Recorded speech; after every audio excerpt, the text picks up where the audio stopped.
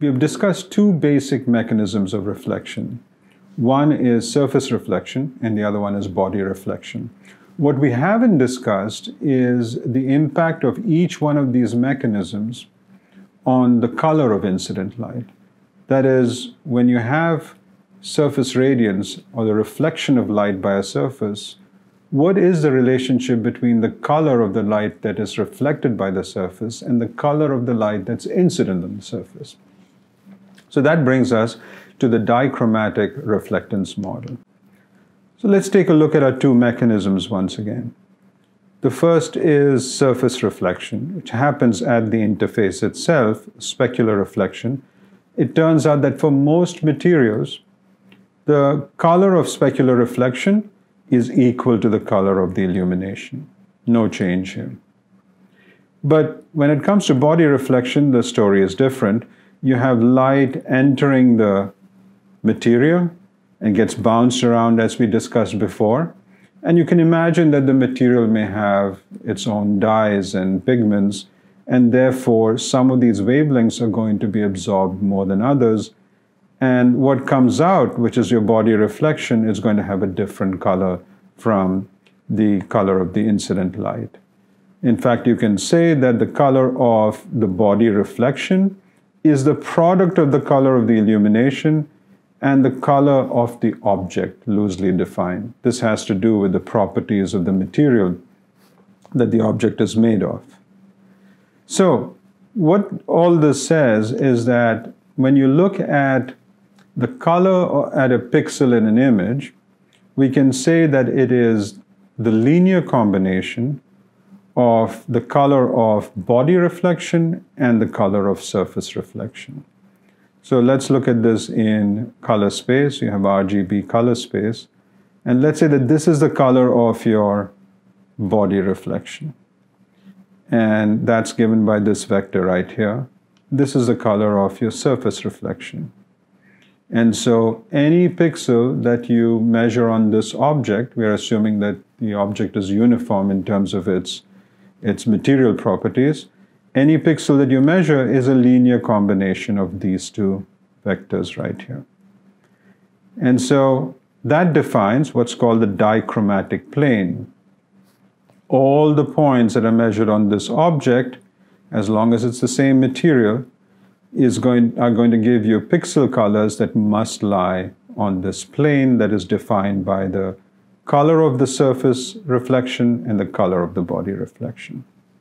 Hence the term dichromatic, two colors. So let's see what happens in the case of an object. Here is a sphere that is reddish in color. It is illuminated by light which is bluish in color.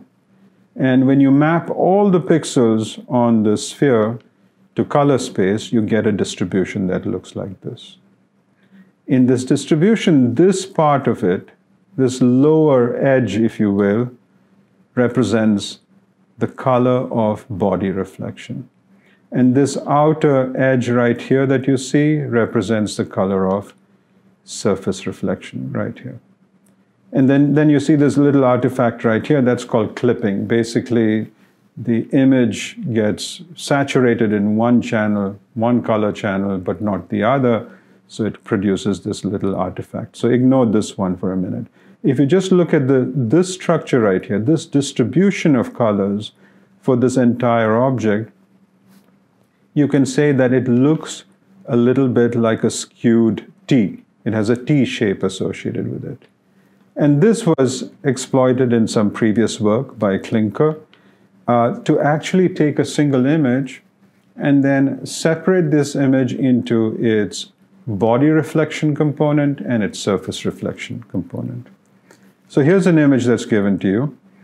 And if you map every pixel in this image to color space, you get a distribution that looks like this.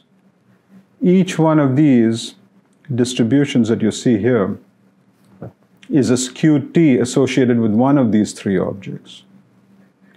In fact, you could also segment this image first into these three cups, and then you can map each one of those into color space, and you would get one skewed T in that case.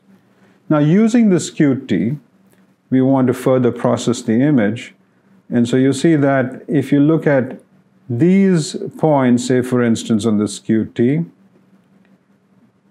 you're going to get the color of the body reflection. So if you're able to develop an algorithm that can somehow extract this outer edge, you would get the color of the body reflection. And then if you look at this collection here, you get the color of surface reflection.